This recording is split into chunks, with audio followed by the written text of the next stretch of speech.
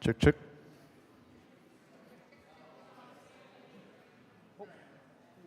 Oh, you disappeared on me. All right, so they work now, or? Yes, this one works. This one was having issues, so I'm going to go fix that, but that Okay. one will be just fine.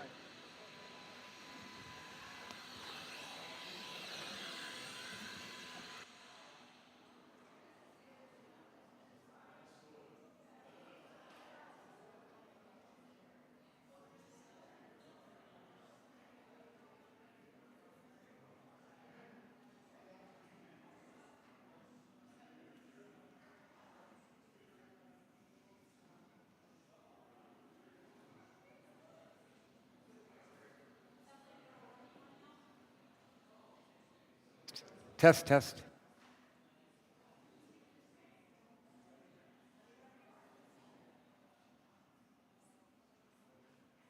Okay, everyone. Well, we're going to go and get started. I'm honored that you would come back for more of Ellie Krug, so thank you for being here. And so for the next hour and a half, we're going to do this workshop, okay? And so come on in. Come on, you can all come on all the way down. It's okay. Nobody's going to bite you. It'll be all good, okay? Yeah, the kids can come. This is a kid-friendly event.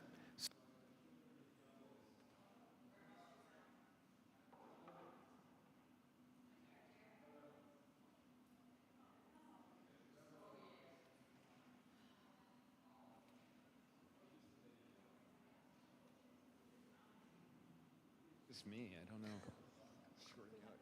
Shorting out your mics. Okay, here we go. I was going to say, I've had children as young as 6 participate in this workshop, okay? And the way that I begin this workshop is I begin by saying, welcome to gray area thinking.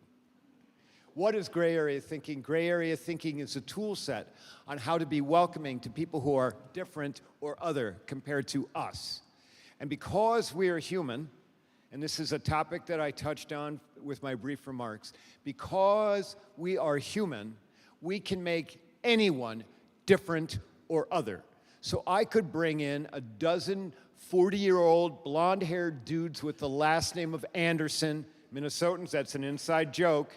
We could line up all 12 of them right here in front of us, and we could make each one of them different or other. Hey, look at how tall that guy is. Hey, elevator man, that guy over there losing his hair. Hey, light bulb, this guy there, short and frumpy. And the guy right behind me, what is that? Is that pizza sauce on his shirt? What a pig. We would do that because we humans do that. We make people other. And I've already given away one of the punchlines because this is the part of the talk where I usually say, I am other, okay? And this is the part where I usually say, I look like a woman, nod your heads, and I sound like a dude, okay? You don't have to do that again, all right? You all nodded before. But you know what? And I'm serious when I spoke up there, because when people meet me for the very first time, many people, they do give me the look. And what the look, and some of you did. I saw as I started to speak, some of you did that in the audience. Don't worry about it. I'm not going to call you out, Susie. But every time I get the look, I am reminded that I don't fit in, that I am not one of us, that I am one of them. But do you know something? I am not the only person in this room, in this church, sanctuary, who knows about getting the look. Anyone here who identifies other than of the white skin color, and by the way, I refer to white people as white color, C-O-L-O-R, because the vast majority of white people, they don't think this is a color. They think this is normal or base. Try going to Home Depot and asking for a gallon of normal, okay? But anybody here who identifies other than of the white skin color, or maybe you have a loved one in your life who identifies other than white, you or they know about getting the look. The difference between me and people of color other than white is that I have privilege. I don't get the look at least until I open my mouth. But for people with skin color here in Minnesota and across the country who have skin colors other than white, they get the look as soon as they walk into rooms or stores or restaurants. Female identifying humans here, I am positive you know about getting the look, because I am sure sometime within the last year you have worn something or said something that got you the look. Anyone here with a visible disability, you know about getting the look, and I'm sorry about that. Anyone here who's visibly LGBTQ+, you can't pass restraint to save your life, you know about getting the look. Anyone here who has ever worn a uniform, maybe you still do 1 weekend a month and 2 weeks every summer, you know about getting the look, because when you have the uniform on, whatever the uniform was or is, okay, you get the look. But when you go into civilian mode, no more look. And just so everyone understands that what we're going to cover between now and 5 o'clock when we'll be done, you're all listening, this is a good sign. Just so everybody understands that this workshop is for everybody and about everybody, because we are an equal marginalizing society. We literally can make anyone other over anything. So we expand to everyone. So our white color, straight, which means you're not gay, cisgender, which means you're not transgender, men, male-identifying humans here in the room. This talk is for you and about you, because inevitably our white, straight, cis guys have said the wrong thing at the wrong time to the wrong people, and they didn't even know it till they got the look. So even though I'm transgender, what we're going to cover here, this is not a talk about transgender people. It's not a talk about lesbian, gay, or bisexual people. This is a talk about all humans, for all humans, regardless of the color of your skin, who you love, who you go to bed as, what religion you practice or not, sorry, Pastor, or anything else that we use to make people other. Now, let me define a couple of phrases. I'll give you a couple of warnings and things, and then roadmaps, and then we'll really get going. Two phrases I want to define. One is diversity, the other is inclusion or inclusivity. What is diversity? And by the way, these are all Ellie Krug definitions. Do not run to Webster's to check them out. I gave this talk a year ago to a young audience, and I said Webster's, and somebody literally raised their hand and asked, "What's a Webster, Ellie?" At any rate, okay, what is diversity? Diversity is the question of how many of them are in the room with us. And even though diversity encompasses a whole lot of things that we can't see, like LGBTQ status, or religious or spiritual affiliation, or none, or invisible disability status, because we're human, when we talk about diversity, we gravitate to what we can see with our eyes. Skin color, gender, visible disability status, all right? That's what diversity is. I don't want to talk about diversity anymore. This talk, this workshop is about human inclusion, about inclusivity. What is inclusivity? Inclusivity is the extent to which a human feels as if they matter. If you believe that you matter at this church, you will continue to come. You will invest. You might even write a check or give $5 to the plate. If you feel that you matter in Rochester, you're going to want to continue living in Rochester. If you feel that you matter in Minnesota, you're going to want to continue to live in Minnesota. I talked with somebody during the break, another Iowan like me, who went back to Iowa about 6 years ago and realized that Iowa was not a place where this person mattered. Okay? All right? And so inclusion is the extent to which humans feel as if they matter. And if you feel that you don't matter, you will leave where you work, you will leave the church that you were attending, you will stop volunteering at that nonprofit if you feel that you don't matter. I'm going to give you some tools on how to help people feel as if they matter. Sorry. Post-nasal drip. Okay, now, all right, so I've defined diversity and inclusion.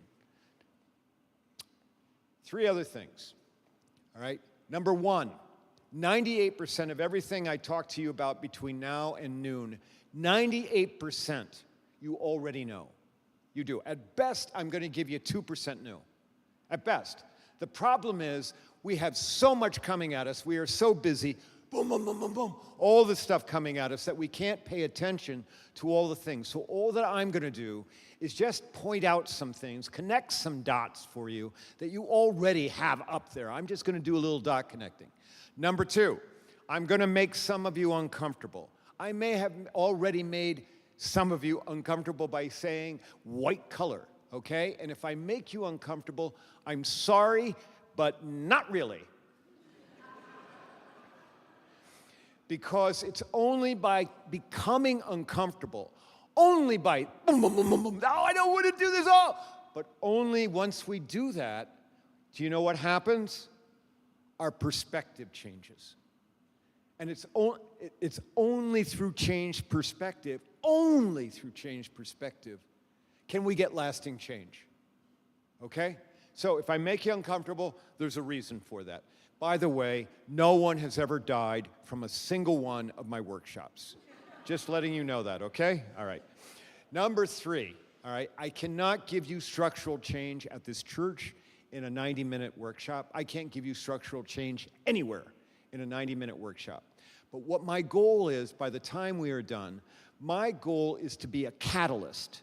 And by that I mean, my goal is for you to walk out of here, and then the next time you have a council meeting or you have a general meeting or whatever, is for you to be asking questions. Why do we do this? How come we haven't thought about this? How come this works so great? Why aren't we doing more of that? That is my goal, to be a catalyst to cause you have to ask questions. All right, now, there is, if you have not discerned, there is, what happened to the screen? Anyway, there's no PowerPoint, okay?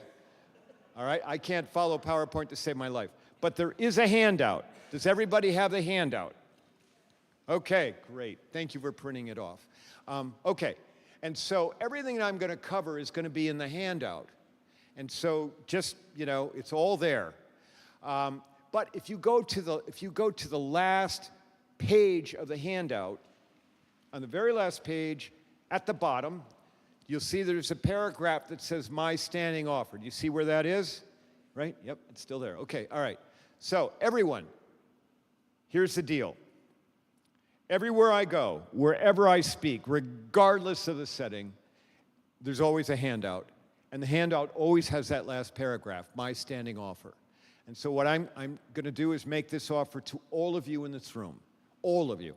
And that is, I'm willing to meet with any human in a public place or do a phone call or do Zoom for up to an hour, and trust me, I don't watch my watch, to talk about anything related to being transgender or a family member being trans or gay or lesbian or bisexual, or to talk about anything that has nothing to do with gender or sexuality, just simply about trying to survive the human condition.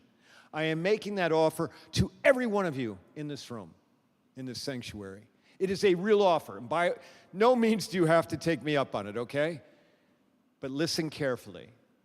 The offer is transferable. You can give the offer to someone else if you think they will benefit from it. And do I make this offer because I am have this huge ego? Nope. I am a student of Dr. King and Bobby Kennedy. I was 11 years old when they were murdered. How many people in this sanctuary were alive in 1968? Raise your hand. Oh, God love you, okay? God love you. Because there are fewer and fewer of us as I'm doing these talks. Although when I go to the League of Women Voters, all the hands are up, okay? But you know, I was 11 when they were murdered. I had been reading the newspaper ever since I was 7, and their words sank into me. They did. And they taught me, like they taught a billion other people, we have an obligation to make this world a better place.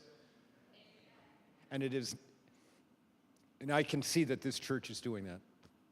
I am so grateful that you exist. I mean that.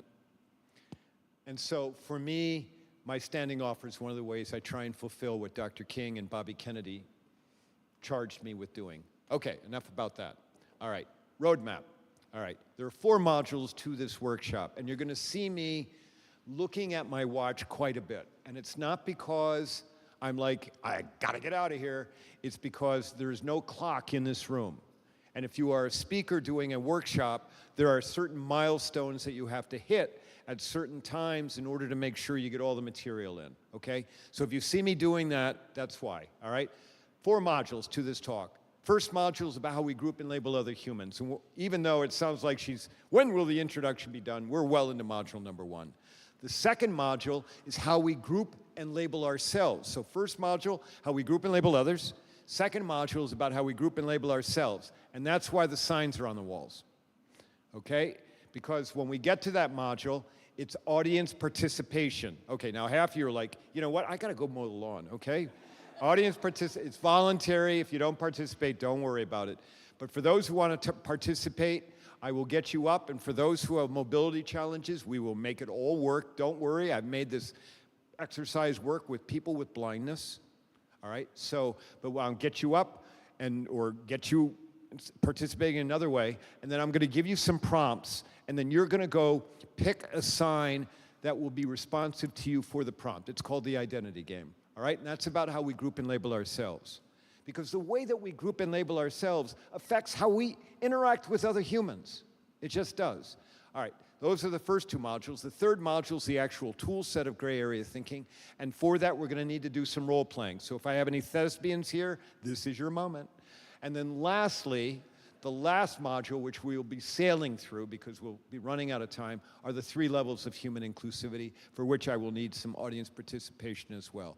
Now, I know that if you participate with me, you engage with me, I know that you have no idea where it's going, okay? I know that you're like trusting me, you know, and just know, I don't shame or make fun of anybody. I make a whole lot of fun of Ellie Krug, but no one else. And I'm just very grateful if you volunteer to engage with me, like Eric did and Steve did when the service was going on. Okay, all right, everybody good? All right, this is the part where I usually say I'm no one special. All that I am is simply a survivor of the human condition. It's just that my survivorship is far more public for the world because the voice doesn't match the appearance. Although I will tell you, not everyone gets it about me being transgender. There are half a dozen older women up in Bemidji. 4 are 70, 2 are pushing 80. They just think I smoke 5 packs of cigarettes a day for 25 years. They've got no idea whatsoever. And they're emailing me every month. Ellie, we're worried about you. Have you seen the lung doctor? But most people, when they meet me, you know, they've got some idea that there's something up, okay? But I'm gonna be very serious about this next point. And that is this. I am not the only one in this room attempting to survive the human condition. All of you are. Every one of you are. And because I have almost 7 decades on this chassis and I have the perspective, there's that word again, okay? I know that some of you hearing my voice right now are surviving the human condition marvelously. Oh my God, was there a pandemic? Oh, and what winter? And we're going up to the cabin, it'll be beautiful. And then others of you right now, I know this, others of you right now are struggling like hell to survive the human condition. Some of you in this room right now are scared to death. Some of you are worrying. Maybe you're worrying about health, yours or someone else's. Money, yours or someone else's. Bills, yours or someone else's. God forbid you have all that stuff going on at once. And if we had not an hour and 8 minutes, whatever it is, yeah, that's about it. If we didn't have hour and 8 minutes left, but instead with this size crowd, oh my gosh, Jenny, I think that we would need 15 hours. And we give everybody 10, 15 minutes to stand up and tell us what makes you happy, what makes you sad, what challenge you've had in life, what successes you had, what makes you tick. I guarantee you in those 15 hours, 3 things would happen. First, there'd be a lot of laughing, okay? Because when we start telling our stories, some of them are hilarious. You should hear some of the incredibly stupid stuff that I have done. I mean, it is hilarious. So we would laugh in those 15 hours, but you know what? We would also cry. Because when we get past the superficial, hi, how are you? Oh, just fine. I don't know, is it gonna be 80 today? Oh, when we get past that crap, and then we talk about the stuff, it's attached to our heart, embedded in our soul. When we Minnesotans, we don't talk about that very much. But you know what? When we do you know what happens? We grab other people's hearts. We do. And sometimes it makes them and you cry. Okay? So in those 15 hours, we'd laugh and we'd cry. But most importantly, for why I'm here, for why you're going through this, I don't care. I know some of you are related. I know some of you are friends, you know, other fellow congregants. I don't care. At the end of those 15 hours, everyone in this room would feel closer to each other than you do right now. Guarantee it. Why is that? Why would a bunch of strangers to a certain degree feel closer? Because it's the power of human familiarity, the power of taking a risk, of sharing some of your lived experience, you hearing about another human's lived experience, you coming to understand that you are not the only one. Oh my gosh, you went through that too. You like golden retriever puppies like I do. I did this talk to a law firm right before the pandemic, and I had an older gentleman in the front row. As soon as I did the golden retriever thing, he leaned forward. I'm not kidding you. He interrupted the talk. He leaned forward and he whispered to me. He said, "Ellie, I've got 2 Goldens at home." I stopped the talk. I'm not kidding you. I leaned down and I whispered back to him, "I don't know you, but I really like you." My 83-pound golden Jack hopefully is frolicking with his friends in the dog kennel, okay?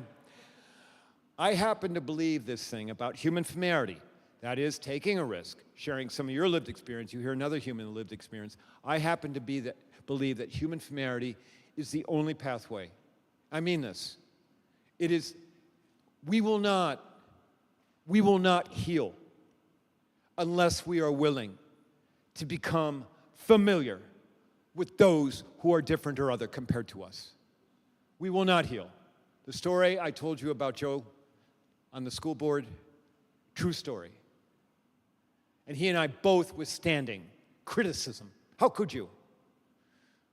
Because it's important that we did that. So, we can build the buildings, we can fund the programs. Those are all important. But I'm just here to tell you, nothing will stick. And we have found this out. Do you remember after George Floyd? Remember all the commitments? Remember all of that? But it didn't stick because we weren't willing to become familiar with those who are other. Now, human familiarity, that is taking a risk, getting to know another human, them sharing your lived experience, you sharing yours. Human familiarity feeds into human inclusivity. Remember, inclusivity is the extent to which a human feels as if they matter. Hold on just a second. I've got to take this blazer off. Would you hold that for me? I'm just heating up. Thank you. Okay, so human familiarity feeds into human inclusivity. You cannot have an inclusive church. You can't have an inclusive workplace. You can't have an inclusive food bank. You can't have an inclusive family or country if you're not willing to become familiar with those who are different from you. Now, I know that some in this room this thing about human familiarity, I don't know. So, hold on. I may be the only workshop presenter in North America that can prove to you the power of human familiarity in real time. Would you like me to prove to you how human familiarity works? You ready? Okay. Don't raise your hand. Don't signal in any way. But for those of you who went like that when you heard my voice for the first time an hour or whatever ago, how are we doing now? Are you starting to get past the incongruity? Is it becoming less of an issue in your ears or your brain? Are you maybe even starting to like me a little bit? If you are, guess what? That's human familiarity at work on you in real time. And if not, if it's still I don't know, Ellie, this is still a little difficult for me. Well, give me till noon, all right? Let's see where we're at then. Really? No? Okay. So, human familiarity feeds into human inclusivity, but there are two challenges to human inclusivity. The very first challenge to human inclusivity is that we group and label other humans, and then we attach things to that grouping and labeling. And so if you did have a different speaker here, they might start using the phrase unconscious bias. I don't like that phrase. Actually, I abhor the phrase. And the reason I abhor it is because many people react to the phrase negatively. They're like, oh, I don't have any bias. Why am I here?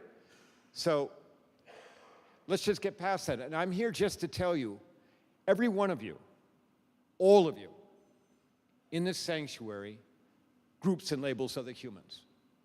You do. It's impossible not to do it. And guess who else groups and labels? Me. It's just, you cannot be a human without grouping and labeling. And so, and I'm not here to tell you not to group and label. I'm not, that's impossible. What I am here is to ask you to do two things. One, at least be honest that you group and label other humans, and that you attach things to that grouping and labeling. And the second thing is for you to work to avoid marginalizing someone as a consequence of that grouping and labeling. What's marginalization? It's like discrimination, but it's way worse. It's, you know, and it's on a scale. So on one end, over here on one end, marginalization is like, you know, no, I'm never inviting those people to my house. Are you kidding me? You're out to lunch? What? Marginalization in the middle is, you know what? I've interviewed the diverse candidate for the volunteer position here at the church, okay? And I'm really good with this person, but I think this person's gonna make Bill and Sally in the office uncomfortable. So why don't we pass on this candidate, and why don't we bring in somebody normal for me to interview? And then all the way over on the other end, marginalization is physical violence or death of another human. And so my request is, admit that you're grouping and labeling, and then fight the human tendency to marginalize somebody as a result. Now, I know I got a bunch of well-read people here. I got people who are like, Ellie, I'm beyond grouping and labeling. I don't do it, you know, don't. So I'm gonna let's give you a couple of examples how everyone groups and labels. One is sort of fun, and one is not fun at all. And so this is where I need to start getting some engagement, because I just hate being a talking head all the time. Okay, so, all right, so we're gonna do the fun one first, okay? And so the question is, and if you're willing to engage with me, you know, raise your hand. And if you're not willing to engage with me, I don't call on people, so you don't have to worry about that, okay? All right, so here's the question. If you're willing to engage, raise your hand. Question, who here, you don't know the question yet, bud, okay? Just wait, okay? Who here has either had a kid or adopted a kid? And for those who are childless, either by choice or not, I'm not seeking to marginalize you. You see why I asked the question in a second. Okay, who here has had a kid or adopted a kid? Da-da-da-da-da-da-da. We're gonna grab you, okay? All right, could you stand up? What is your name? Bobby. Hi, Bobby, how are you? Good. Okay, all right, Bobby, did you have a kid or adopt a kid? Adopted. Okay, all right, and more than one or just one? Two. Two, all right, at the same time? Okay, all right, by the way, I'm an adoptive parent too. Okay, all right, let's go with the first one, all right? So Bobby, when your first child, because you would get word of the placement, right? And then the child would come home, okay? So when word of the placement came to you, okay, all right, before there was any other question, okay, what was the very first question that people asked you? Why?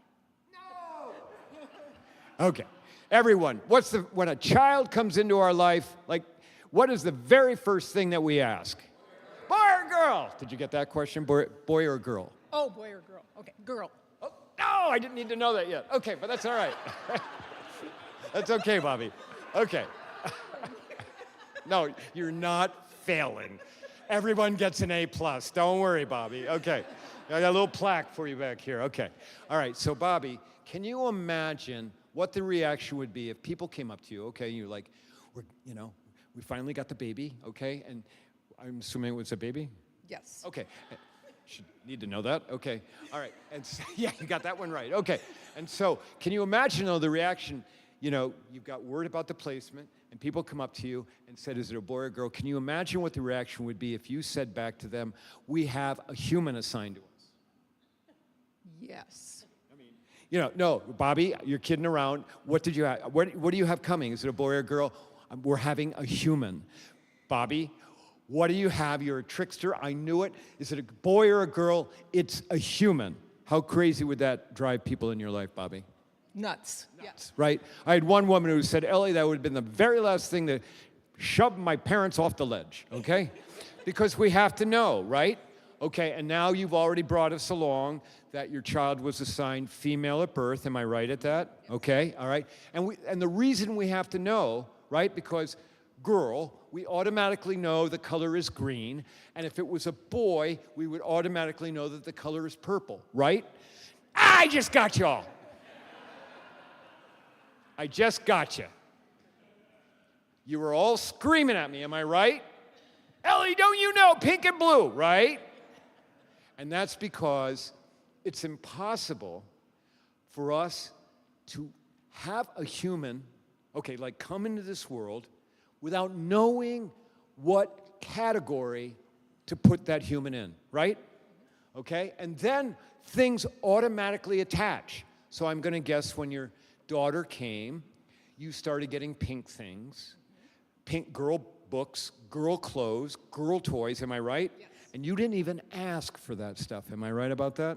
Correct. People are just like, human in category, this is what attaches. Bobby, you did great. You get an A+. Give Bobby a round of applause. All right, that's a simple one about how we group and label other humans, okay? That was the fun one. Let's do the one that's not so fun. So I'm going to ask everybody to close their eyes just for a moment. And in your mind's eye, I would ask you to picture the bad part of town, where you grew up, where you went to school, where you worked, or where you live, the bad part of town. Okay, open your eyes, and do not in any way signal, but I'm going to guess that almost all of you, but not everyone, but almost all of you in this sanctuary, when I use the phrase bad part of town, you visualized in a mind's eye a part of a community where predominantly the people who live there are not of the white skin color and or of lower socioeconomic standing. And if you did that, you know what? You grouped and you labeled. You did. Because I can guarantee you, in that part of the community, there are just a whole lot of people attempting to survive the human condition. People trying to raise kids, people trying to find jobs or hold jobs, people trying to pay the bills, people trying to stay safe, people trying to find time. Guarantee it. But when we use phraseology like bad part of town, guess what? That's not what comes to mind. And that is grouping and labeling. It is. And it's part of the problem, part of the reason why we're at where we are right now as a country. Okay, all right, so the very first challenge is to human inclusivity is that we group and label others and we attach things. The second challenge is that we're group-identified people. I used to use the phrase tribe or tribalism, and I stopped doing that when I had a number of Native people, particularly one Native person sobbing in Los Angeles, asking me not to use that phraseology. So I came up with my own phrase. Group-identified people, GIP. Group-identified behavior, GIB, okay? And we all need our groups. Our groups are incredibly important to us because they provide us with a sense of belonging. They provide us with social things to do. They provide us with security sometimes. They provide us just with pride. But the problem with groups is that you always have people who are part of the in-group, and then you have people who are the out-group that aren't part of the group. And one of the ways that you create cohesion with group members is by othering those who are not part of your group, okay? I mean, we have this going on all over the place. This is not a good setting for me to identify the groups that exist in this room, but I'm going to guarantee you, based on the number of people here, there are probably 500 groups going on because we're members of multiple groups all at the same time. But I will tell you, and I'm just going to make the quick point because I have to keep going, but here at the church, you have multiple groups. So Jenny, help me out. We got, first of all, at the top of the pyramid, we've got our pastors, right? That's a group, right? Then below that, is there a church council? Okay, so we got the church council. Then we've got finance. Do we have finance, like the finance committee? And then we have choir. Then we have music, because that would be different from choir, I would assume. Then we've got teachers, right? We have educators here. God love them, okay? Then we have, what else do we have, Jenny? Give me another group that I haven't identified. We got the youth group. Okay, any other groups? Hospitality, the friendly people. Okay, the thing to understand, each of those groups that I just laid out has its own identity. It absolutely has its own identity. And if you don't understand, you don't recognize that, okay? Because for them to have their identity, choirs like, hey, we want this music, you know? And then you've got somebody saying, well, I don't think that music is appropriate, or I want something with a faster beat than what you want to sing, okay? Now suddenly you got the choir saying, no, no, no, don't tell us what to do, okay? And so how do you get past that? You talk about a unified organization. We are bigger than what our small groups are, but you have to be aware of the fact that each group has its own identity. All right, I need to move on, but you have some idea about what I'm talking about. So the two challenges to human inclusivity are that we group and label others, and then we're group identified people, we have our groups. Regardless of the setting, we have groups. All right, now, if I have you depressed and you're wondering, why am I spending the rest of my Sunday morning here? Hold on. There are two saving graces that overcome grouping and labeling, group-identified behavior, group-identified people. The very first saving grace is this thing. Our good, empathetic hearts. We do. I have this saying that 98% of all people have good hearts, 2% incredibly challenged, but the other 98% have good hearts. The problem is we're either not paying attention to exercise our hearts because boom, boom, boom, boom, boom, we got all this stuff coming at us, or we're afraid to exercise our hearts. And what are we afraid of? Well, we're afraid it's going to cost us time or money, or we're going to get over our head, or it's going to be too difficult. And so we don't exercise our hearts, and instead we ignore, nope, or we run away. We do. I'm getting out of here. How many of you have ever passed somebody up in obvious need and then felt guilty about it? How many? Let me see the hands. Okay? Do you know what that is? That is this thing shouting at you. What are you doing? Go back! What are you? No, go back. That's exactly what it is. But you know what? When we're given a pathway on how to exercise our empathetic heart, we're given a pathway. Do you know that humans show up in droves to exercise their hearts? So this church is one such pathway. With your outreach and the things that you are doing, that is a pathway for you to exercise your hearts. But there's other more simplistic pathways to exercise our hearts. So here's the question, okay? Who here has ever contributed to help another human, either someone you knew or a total stranger, by GoFundMe, Facebook Fund Me, or some other online mechanism? Raise your hand. Keep your hands up. I want you to look around. Keep your hands up. Look around. I'm going to guess we got about 90% of the room with their hands raised. Thank you very much. For those 10% or so that didn't raise their hands, I am sure you exercise your hearts in a different way. Maybe you write a check, maybe you volunteer, all of that stuff. But here's the point. The reason I asked about GoFundMe online, other online mechanisms, is because it is so incredibly simple to do. And we do it. Now, you know, and I'm going to tell you, it's not a coincidence. So don't walk away from here saying, my gosh, what a coincidence. 90% of the room raised. No, it's not. When I started asking that question about 6 years ago, I thought maybe 15 or 20% of the room would raise their hands about giving online to somebody. Do you know what I'm running? I am consistently running somewhere between 80 and 100%. I was in a stretch for 3 talks. 100% of the room raised their hands.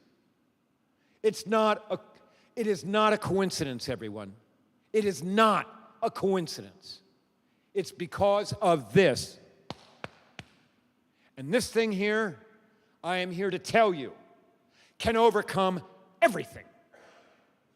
It can, if you allow it. And for that, you got to be brave, you got to take risks. Okay? All right. So that's the first saving grace. It overcomes grouping and labeling, group-identified behavior. The second saving grace are the 4 commonalities, which I already talked to you about at the beginning of today when I stood up there. And again, just to remind you about those commonalities, 1, the first commonality is we all want a child in our life to succeed. No one doesn't want that. Number 2, everyone wants to be free of physical or emotional violence. Number 3, everyone wants 20 minutes of peace. My God, that's for sure. And then last but not least, we all want to love and be loved. And I meant what I said up there.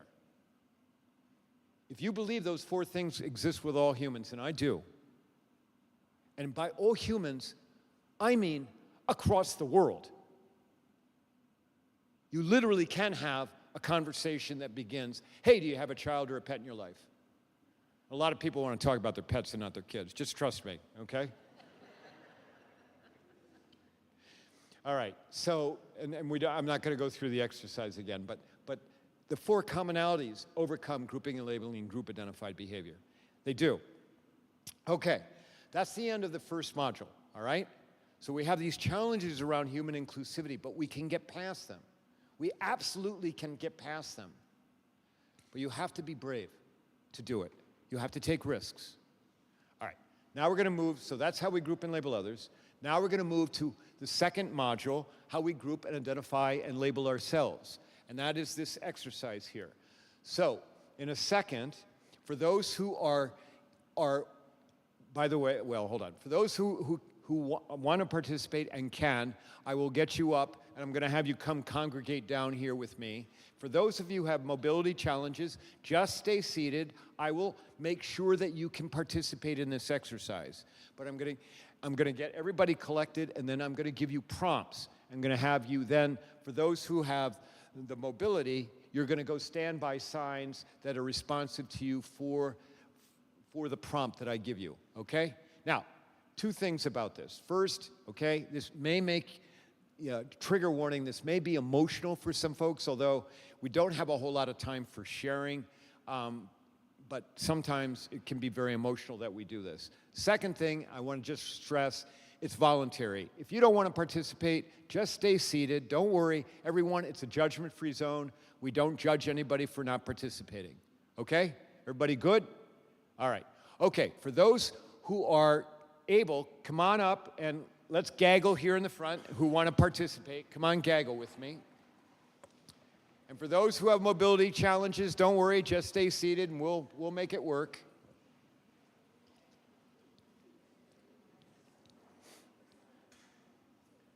Come on up, come on up. Come on, the water's great. Feels good. Look at this. Make our circle wider. Okay. Oh my goodness, look at this. Well, and by the way, thank you for coming to this. I'm like really impressed and touched by the turnout. I really am. Okay. So, we have, and hold on just a second, I just got to move something. Hold on.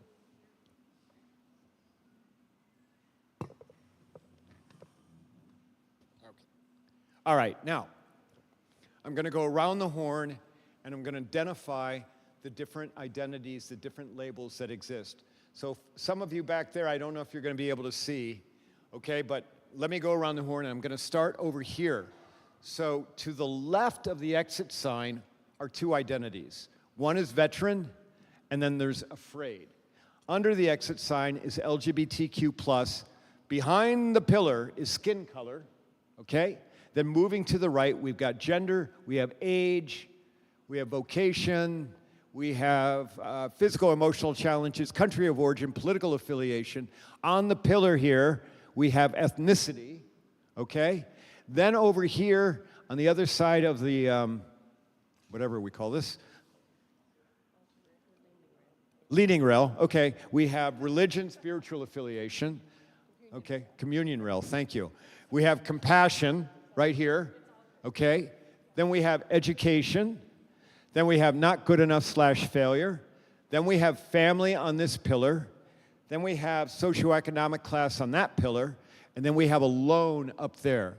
So there are 19, and ethnicity right there. Oh, I just did say that one. We have 19 different identities. And so what I'm going to do is give you your first prompt. It's an easy prompt.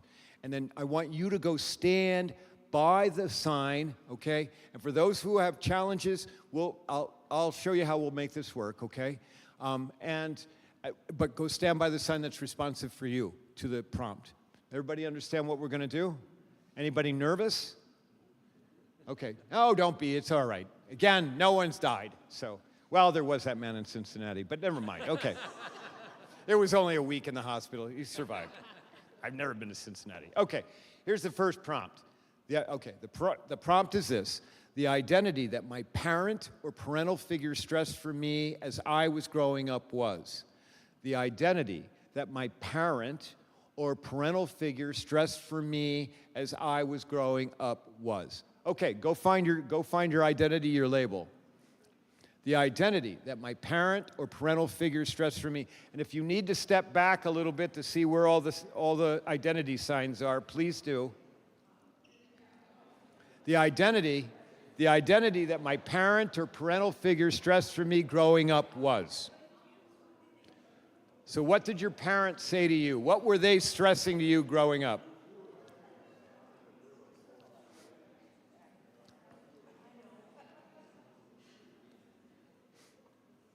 You're doing great. You're doing great. Remember, the prompt is the identity my parents or parental figure stressed for me growing up was.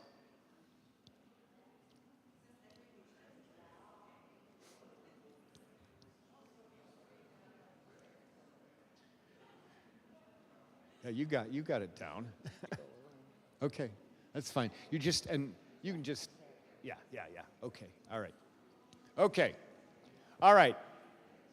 So now what I'm going to do, and by the way, it is perfectly fine to talk to each other. It is fine to hug each other, assuming you have permission. It's fine for you to be human, okay? All right, so I'm going to go around the horn. And even if you're the only person under the identity sign, raise your hand, okay? So the prompt is the identity of my parent or parent. Oh, and for those of you who want to participate while you're seated, all right, you just raise your hand when I get to your sign, okay? And if I don't get your sign, just say, Ellie, you didn't get to my sign, and just yell it out, all right?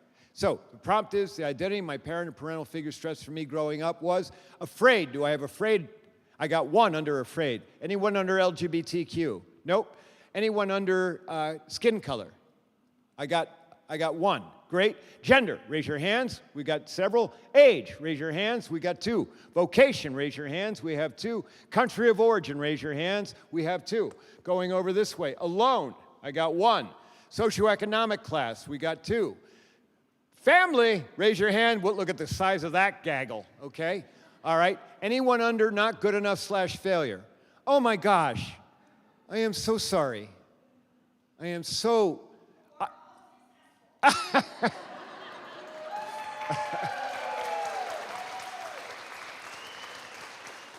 You know, I mean, every time I see somebody under that sign in response to this prompt, my heart just goes out to them.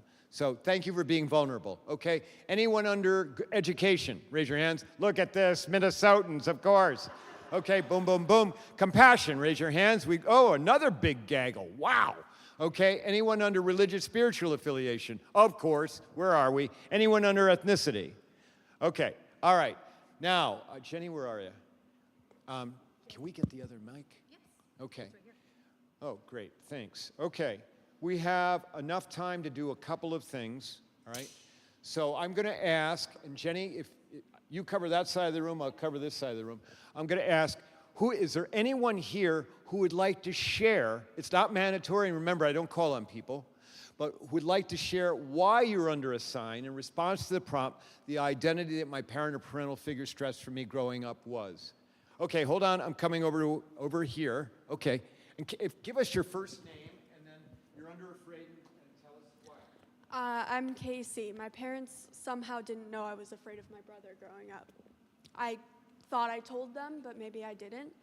So I had to live with my brother for 17 years, and I was afraid of him. I'm sorry. Yeah. But he's a good person now, so I'm not afraid of him anymore. Okay. Thank you, Casey. Thanks for being vulnerable, and thank you for sharing. Okay, who else would like to share why you're under a sign in response to the prompt, the identity of my parent or parental figure stressed? Okay, great. Jenny, you're an acrobat. This is wonderful. With those shoes, you can do anything. Okay. Check, check. All right. It Give us your works. first name and tell us why you're under socioeconomic. My name is Drew, and I'm here. It's not a good thing for me. I grew up in a very wealthy community, and I grew up feeling, because my parents were of high socioeconomic status, that I was better than other people. And it's been a challenge for me really throughout my life. One, in trying to attain the same status that my parents had, which I have not done and will not do until they're deceased. But I'm over that. But it's been a pain point for me. That's why I'm here. Thank you. Thank you for the vulnerability and the honesty. And both of you are reminding us that we're all attempting to survive the human condition. We are. Okay, so you have a sense of how this works? All right, we've got 4 more prompts, and we'll have time for one more at least, to be able to do some sharing, okay? All right, you have, is there anybody else? Did we hit everybody who wants to participate? Are we all good out here? Okay. All right, so let's do the second prompt. The second prompt is the identity that garners or gives or provides me with the most privilege is. The identity that garners or gives or provides me with the most privilege. And by privilege, I mean stuff you get because you're lucky enough to be born as you. The identity, okay, go find your identity. The identity that garners or gives or provides me with the most privilege is. Did I break that one too? No, this one just ran out of batteries. Okay. All right, so the second prompt is the identity that garners or gives or provides me with the most privilege is. And privilege being stuff you get because you're lucky enough to be born as you, or you earned it, all right? Okay, so, or earned it, all right? The identity that garners or gives or provides me with the most privilege is.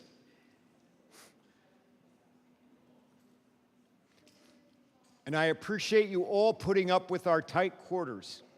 So thank you. Okay. All right, I got to keep it moving. So here's the prompt, okay? The prompt is the identity that garners or gives or provides me with the most privilege is, and we will start with age. Do we have anybody under age? I got 2, okay? Vocation, raise your hands. We got several. Country of origin, raise your hands. We got 1, thank you, boom, boom, boom, boom. Socioeconomic class, anybody? We got 4. So again, the prompt is the identity garners or gives me the most privileges. Family, raise your hands. Look at that. Anyone under education, raise your hands. Look at that. Yep, again. Compassion, raise your hands. We got 3. Anyone under religion, spiritual affiliation? We have several. Anyone under LGBTQ status? Okay. Skin color, raise your hands. Holy cow. Anyone under ethnicity?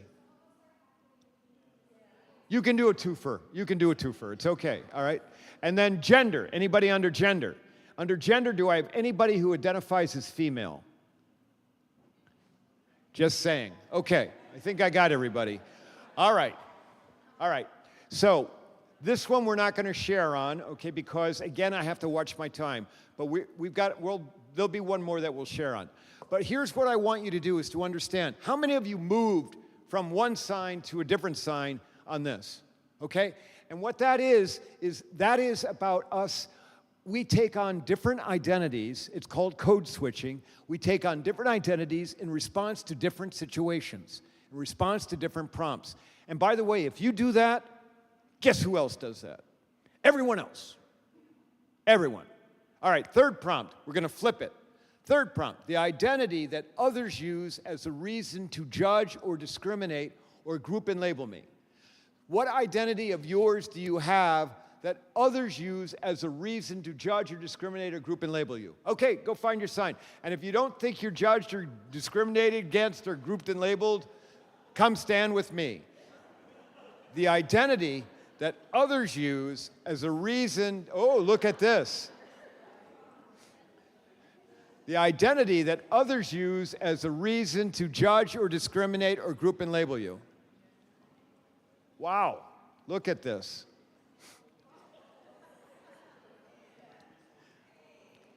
The identity that others use as a reason to judge or discriminate or group and label. Okay, go find your sign. I don't think that way. Okay, well then you can just stand there with me. I'm going to bring one chair down.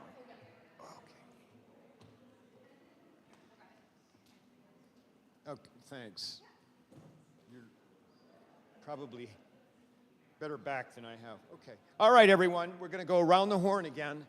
So the prompt was the identity that others use as a holy cow, look, the whole room is over here. Okay. The identity that others use as a reason to judge or discriminate, group and label me, and we'll start over here. Family, raise your hands. We got 3. Anyone under not good enough / failure? Okay, thank you. Thank you for being brave. Anyone under, is it education? I got 2. Okay, boom, boom, boom. Compassion? I got 1. All right, anyone under religious spiritual affiliation? Raise your hands. We got a couple. Okay, anyone under ethnicity? Nope. Height, weight, or body shape? Raise your hands. Remember, the prompt is that identity others use against you. Anyone under LGBTQ status? Holy cow, look at that. Okay, all right. And then anyone under skin color? Raise your hands. I've got several people, okay. And then anyone under gender? Raise your hands. Holy cow, look at under gender. A lot of people. Age, raise your hands. Got a lot of people under age, okay. Vocation, raise your hands. Wow, look at this, okay. Anyone under physical or emotional challenges? We've got several. Thank you for being brave. Country of origin, raise your hands. We got 1. Political affiliation, raise your hands. We got several. Boom, boom, boom. I think I've got everybody here. Okay, we have 2 more, all right? And we'll share after the next one. So, 4th prompt, you ready? You all have an idea how this works, right? 4th prompt. The identity I struggle with the most on a day-to-day basis is. The identity I struggle with the most on a day-to-day basis is. What identity of yours do you struggle with the most on a day-to-day basis? Okay, go find your identity.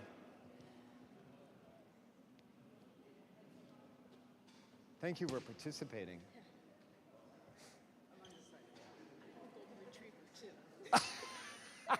What's its name?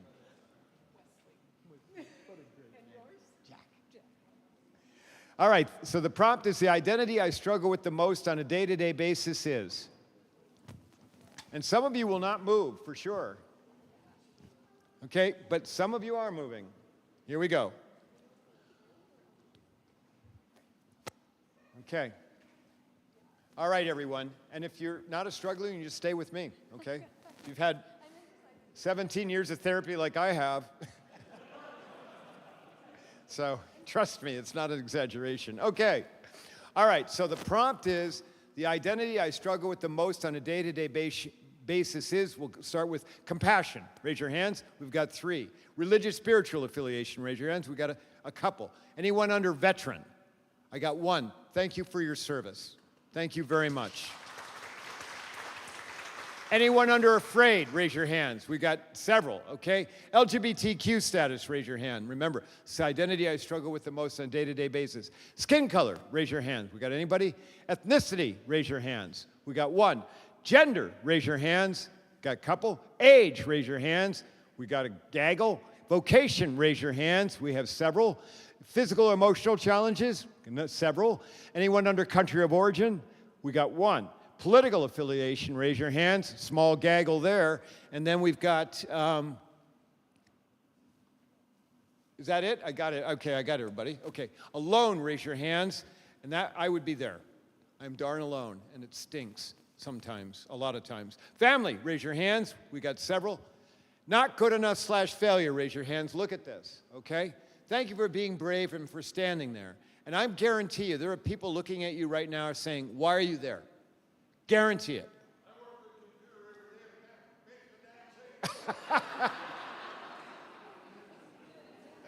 Okay. All right. Jenny, where are you? Okay. You were under afraid. Okay. All right. Okay, who here would like to share why you're standing under a sign in response to the prompt, the identity I struggle with the most on a day-to-day basis?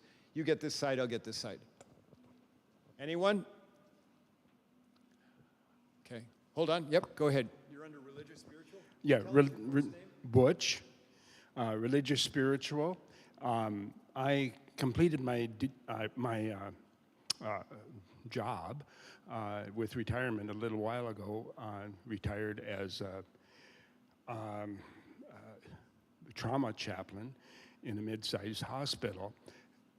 And the thing that I struggled with was all that I saw in the ER, in the ICUs, and then with the death of our son, to question, where is God? Thank you. Thank you for the vulnerability and trusting us. Who else would like to share why you're under a sign response? Okay, hold on, I'm coming. Excuse me, my dear. Thank you. Okay, tell us your first name and you're under political affiliation. Right? Okay, I'm Piroshka Luok, and I'm originally from Hungary, and I am right now under the political one because I am in this country because my family escaped from communism in Hungary. And then to see what's happening in our country right now is absolutely devastating.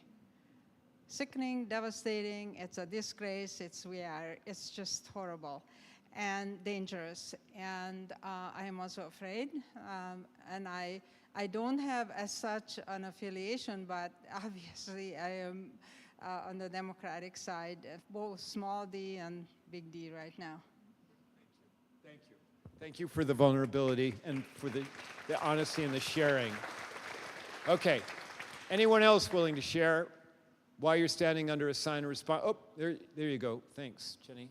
So my name's Bo, and I'm under the not good enough or failure sign, and that's not because other people tell me I'm not good enough, because I know in here that there's a lot of people that care about me, but there's this thing up here that says really mean things all the time, and that's really hard to cope with. Yeah.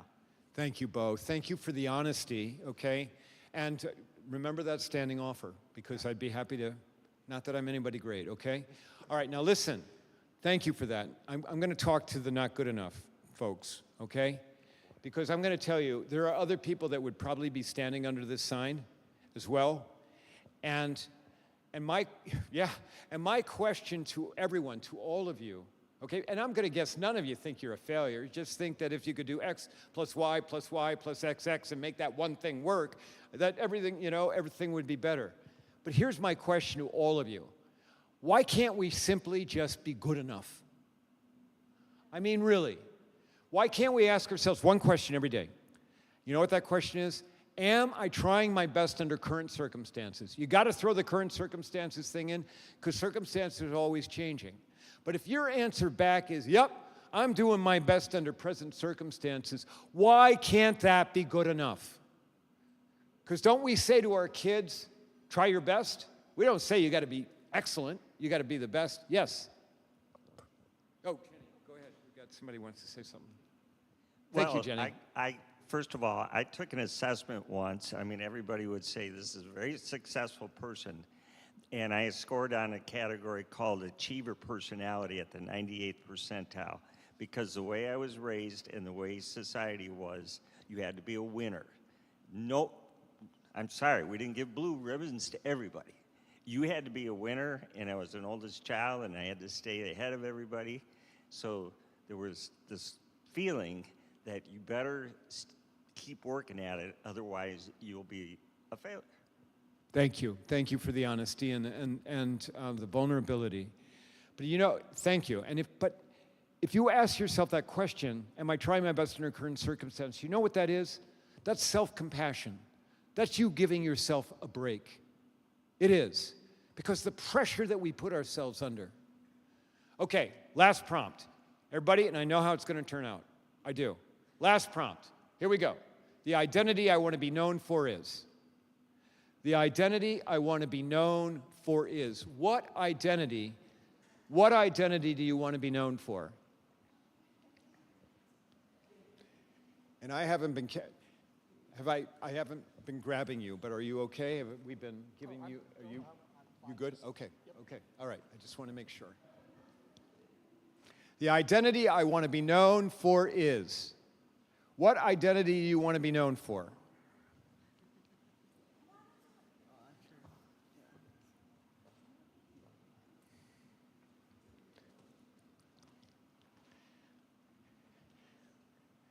Jenny, I'm probably going to go 5 minutes over, just so you know, okay? All right.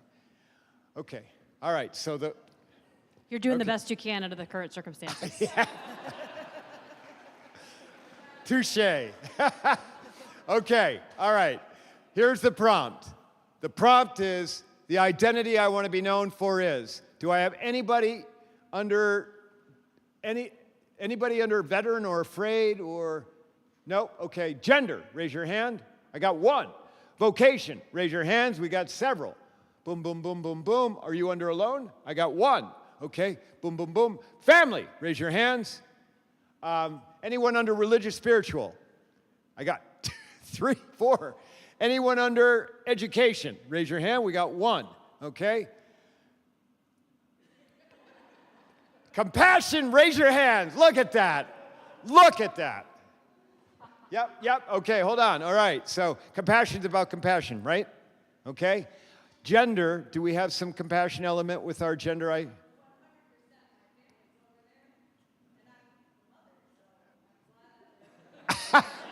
Okay. I'll take that. Vocation. Are you in vocations that have an element of compassion associated with them? Teacher. I love educators. Okay. All right. The alone thing, I don't know how I can fit in compassion, but do you consider yourself a compassionate human? Partly. I'll take that. Okay? I will take that. Family is about compassion. Family used to only be about blood, but now it's about affinity. I've been best friends with somebody since 8th grade. Okay? He was the quarterback on the football team. I was the frontline guard. And everybody in his family, I forgot to bring it, everyone in his family gets to wear his family's ring. And so does Ellie Krug. Okay? So that education, what? I have a D.Min from Princeton. Oh, there you go. Okay, I got it. And then, of course, religion is about compassion. Am I right? So here's the deal, everyone. I want you to walk away from here today. I want you to remember this scene. Because you know what? I am doing this talk. I've been doing this talk all across North America, in blue places, red places, big cities, small cities. And every time, regardless, I mean, I'm the first transgender person that many people have ever met. Regardless of where I go, every time when we ask the question, what identity we want to be known for, 80 to 90% of the room is under compassion, and the other 10 or 20% is under family or religion, which is all about compassion. And so, if you feel bad about our country right now, which so understandable, I want you to take that nugget to have some hope. To have some hope, because we can get past it with compassion. Okay, give yourselves a round of applause. Head back. You did great. You did great. I'm going to run out of time here. I'm so sorry. How was that? Was that okay? Okay.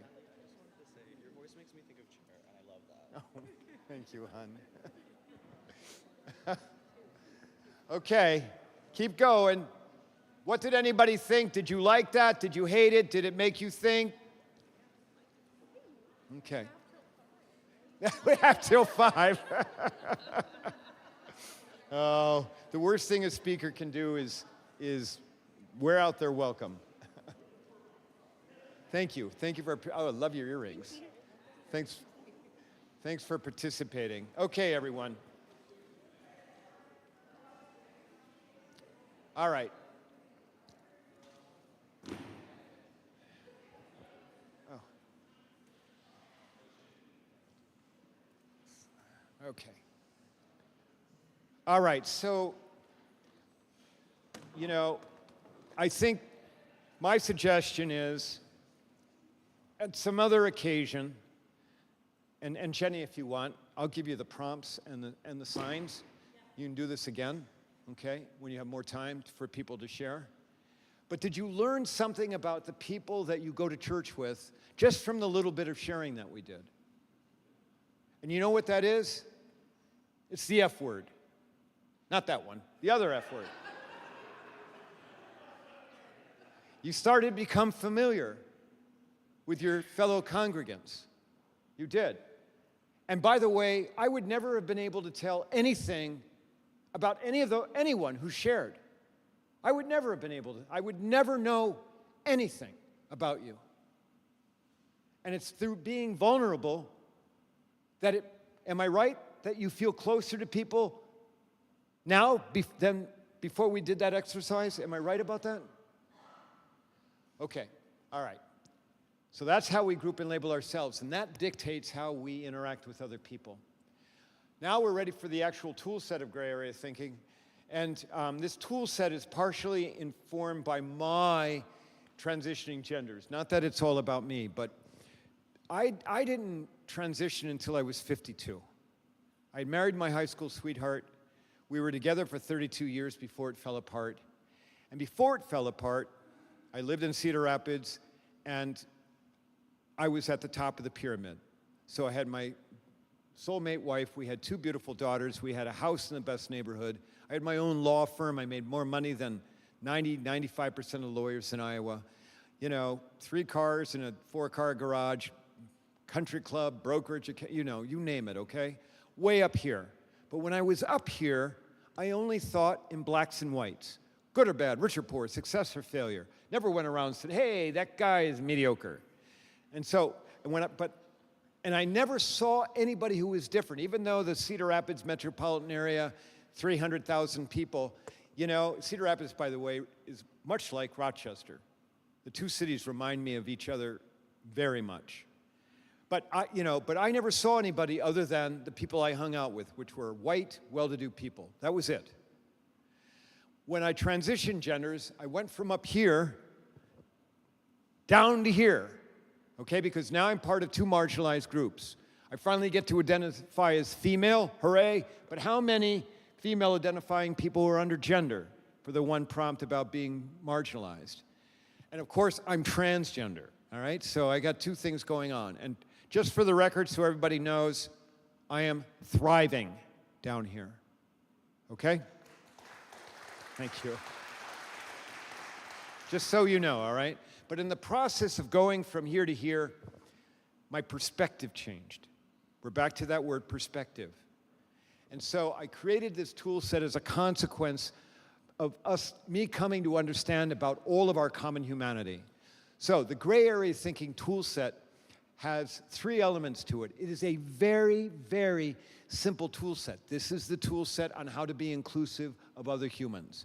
So the very first element of gray area thinking is awareness of human vulnerability or suffering. Very broadly defined, vulnerability can be a lot of things, okay? So the very first element is awareness of another human's vulnerability or suffering. So A, awareness. The second element of gray area thinking is a word that I've used quite a bit, and that is risk-taking. Risk-taking to lessen or alleviate another human's vulnerability or suffering. So R, risk-taking.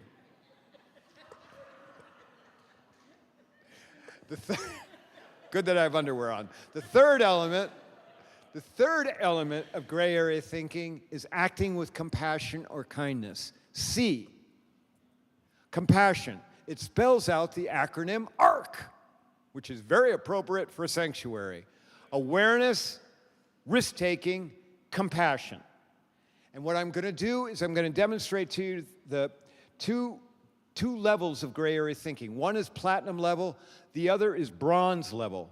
And I'm not asking anybody to do the platinum level gray area thinking, but I want you to see what it looks like, just so you have an idea. So I need a volunteer to come up, and here's what the volunteer has to do. They have to pretend that they're crying on this chair. That's all they have to do. All you have to do is put your hands up to your face and just say sob, sob, sob. okay? You don't have to like really cry like the lady at the Dells last year, okay? You don't need to do that. All right, so can I get somebody to come up, be willing to be my confederate for this? Don't worry, I'll grab you next, okay? All right? No. Come on up. Okay. What is your name? Hi, Norlin. I'm Ellie. Okay. Oh, we're going to get you a mic even. Okay, so can you sit here? Okay. All right. So, is there a lake in Olmsted County?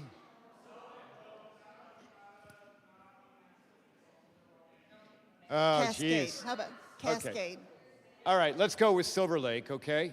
What we're going to pretend is that there are park benches at Silver Lake, all right?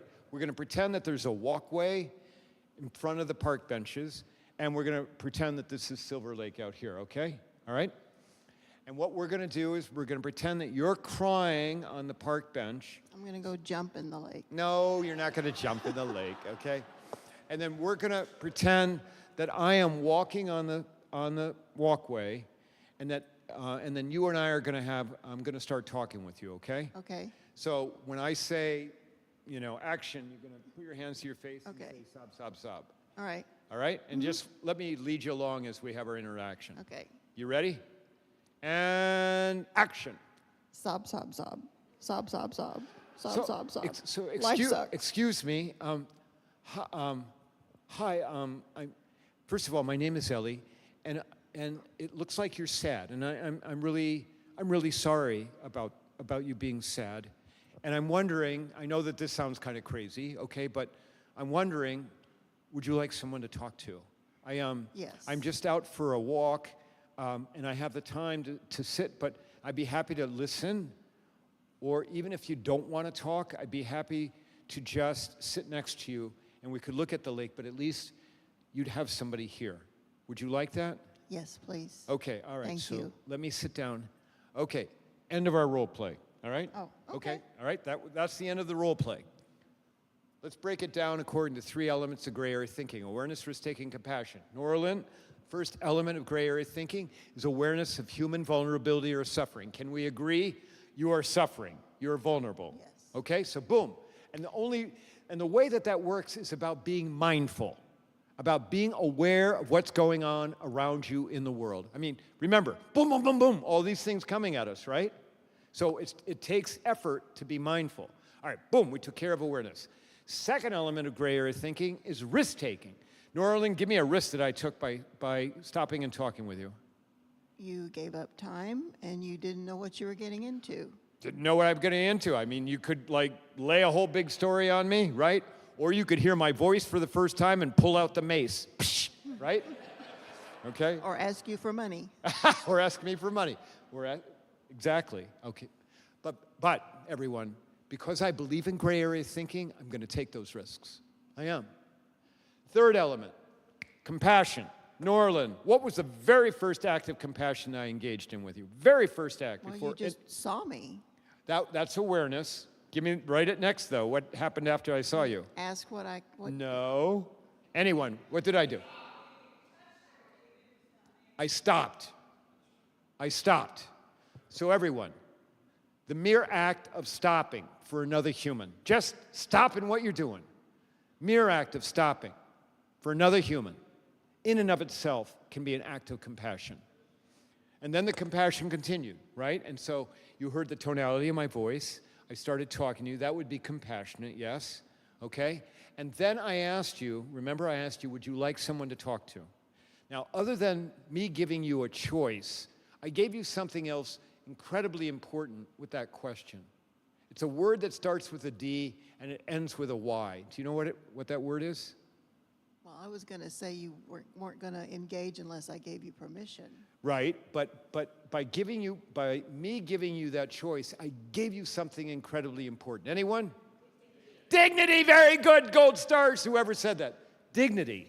Second thing to remember. It is incredibly important to give another human a degree of dignity at all times, but particularly worst possible moments. Can we agree this is a worst possible moment if you're crying in public, right? Okay? All right, and then the compassion continued, right? And then, so we've covered awareness, risk-taking, compassion, and then I was willing to sit down here and listen, listen to you. So, Norlin, let's assume all of that happened, okay? And everyone, it's a silly little role play, right? But let's assume all of that happened. Would that make you feel that you mattered? Oh, definitely. Okay, great. Give Norlin a round of applause.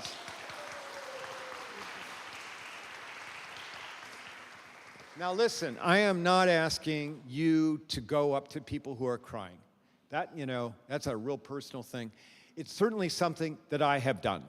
And there have been times where I haven't done it because I didn't know if I would be safe. But I gave this talk out in Litchfield a year and a half ago to a social services agency. And the talk was going to start at 9 o'clock.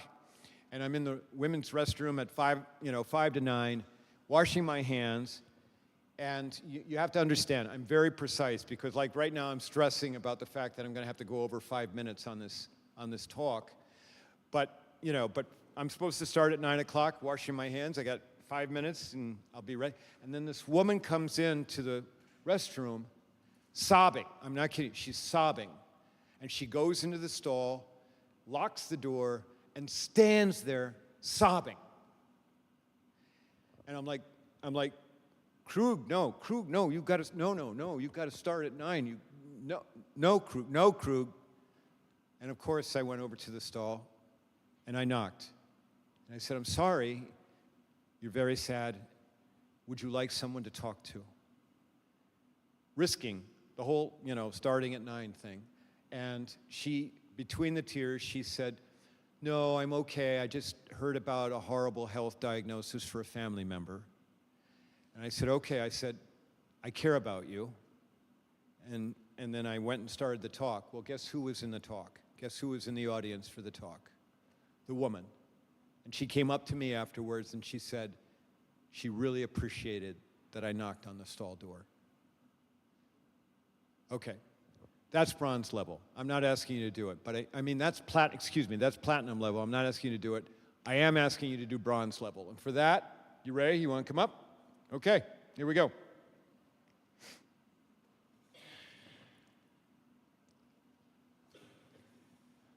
Okay, what's your name?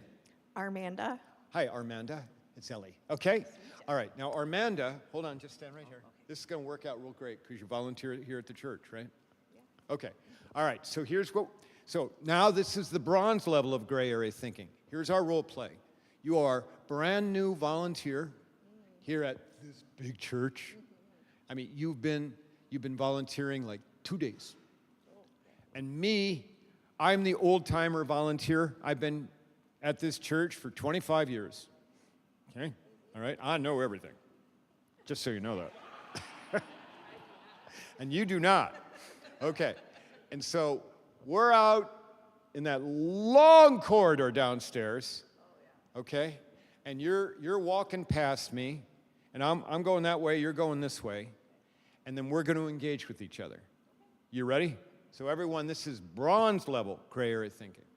And action, I'm walking. Say, you're new here, aren't you? Yes, I am. You're a new volunteer. Mm-hmm. Hi, my name is Ellie. What's your name? My name's Armanda. Hi. How's it go? What do we have you doing, Armanda? I run a women's group. You want to? Oh, okay. Mm-hmm. And how's everybody been? How have they been treating you? Oh, good. Yeah. We love this church. Okay, and Very you welcoming. have all. They're giving you the tools and all that you need, like paper and pens or whatever, and. Yeah. Could you tell me where to find the tissues? The tissues. Okay. I can. Okay. They're over in whatchamacallit. Well, listen, I had heard that you were coming, okay? And I've seen you, because I'm here every day, because I know everything. But I've seen you in different places in the church, but I didn't stop because I got a lot going on.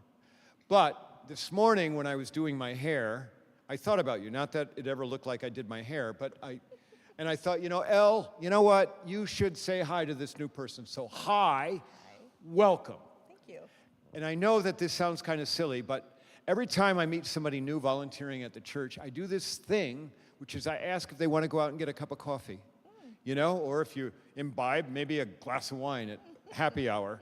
Would that be something you'd be interested in doing? Yes, that would be lovely. Okay, and I'd even buy, all right? I mean, you know, 45 minutes just to get to know each other, answer any questions you have about big church, all right?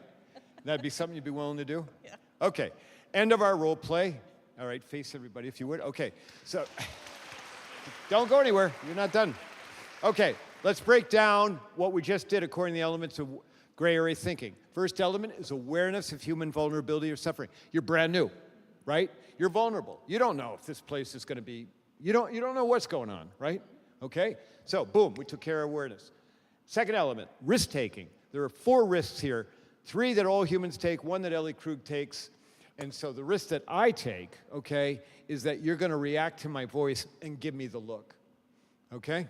And so 9 times out of 10, the look goes over my shoulder, but the 10th time, it literally does kill me. Like the time I was at Cub, the checkout person couldn't have been more than 19 years old, and I'm one of these people, like, I come up to you, hey, how's your day going, you know, putting the stuff on the conveyor, you know, all that stuff. And I said, hey, how are you? And he just stared for like 3 or 4 seconds. And it went into my soul. It killed me. But I'm going to take that risk with you. And then every human takes 3 risks with what we just did. One is that I take the risk you're going to misconstrue what I'm doing. It's the old timer trying to get their thumb on you, okay? The second risk I take is that you're an introvert. You're like, no, don't talk to me, okay? I happen to be an introvert. And the third risk I take is you're a yacker. You're like, I want to talk to you for 20 minutes now.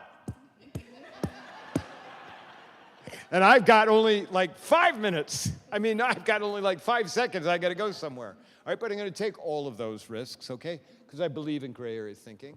So we've covered awareness, risk-taking. Third element, compassion. Can we agree, I mean, that if I stopped you and said, hi, welcome, how's it going, that would be compassionate? Yes? Okay. And then let's say we went and got our cup of coffee or our glass of wine or whatever. We did that. If we did all of this stuff that I just laid out for you, I just want you to know the entire workshop hinges on the next answer you give. Okay? No pressure, but I just want you to know that. Okay, you ready? Let's say we did all of that. Would it make you feel that you mattered here at this church? Yes. All right, she did it, okay. Thank you, you did great. Give her a round of applause, everyone. Okay. All right. Listen, you can do this. But here's what I want you to do. I want you to not only do it here, because here is not as scary as out there. And the work is needed out there. It is. Okay. That's the end of our third module, the actual tool set of gray area thinking. Jenny, I'm going to forego the fourth module because we just don't have the time. But maybe bring me back and we'll do that, okay?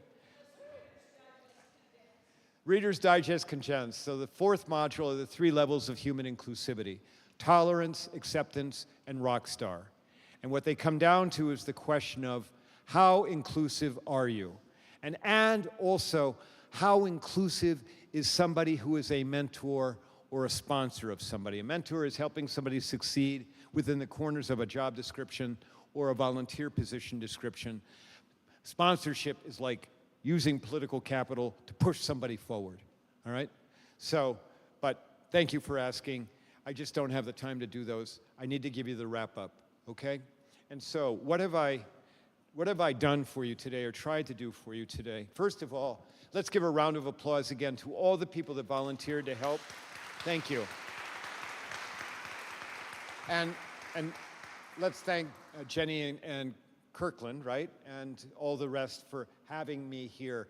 Because today, in 2025, to have a transgender speaker is literally taking a risk. So let's give him a round of applause, okay? All right. Okay. So what have I given you today? I've given you the gray area thinking tool set: awareness, risk-taking, compassion. It's a very simple tool set to remember, and please talk about that tool set here at the church. I defined inclusivity in a way that's easy to understand, the extent to which humans feel as if they matter. We talked about the 4 commonalities that all humans have, ages 10 and above. I tried to reinforce for those who were under not good enough / failure, the idea of having compassion for yourself. Asking that one question, am I trying my best under current circumstances? That is you having compassion for yourself. Here are your action items, okay? Action items. Actually, it's just one action item. All right, so here's your action item. Between now and this time next Sunday, I want you to engage with somebody who, but for this workshop, you wouldn't engage with. So I want you to be brave and engage with somebody who is different or other, that without this workshop, you would never even think about doing it. All right, so you've got a week to do that, okay? And lastly, we talked about the power of human familiarity, that F word, all right? So here's the last question for you. Everybody ready for the last question? How are you doing for my voice right now? Have you gotten past the incongruity? Have you adjusted to the fact that this doesn't match? Have you even gotten to the point that maybe you sort of like me? If you have, now you understand the fundamental power of human inclusivity. Thank you so very much.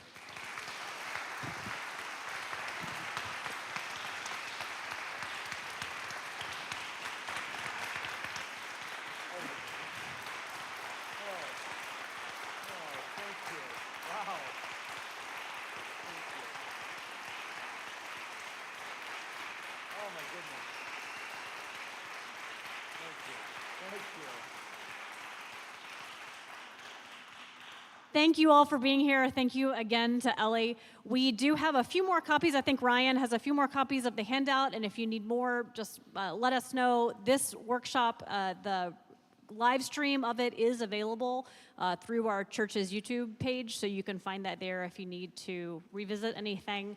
And I think Ellie has still, I think you may still have a table in the area where her books are for sale. And thank you again. We're so grateful to have you here.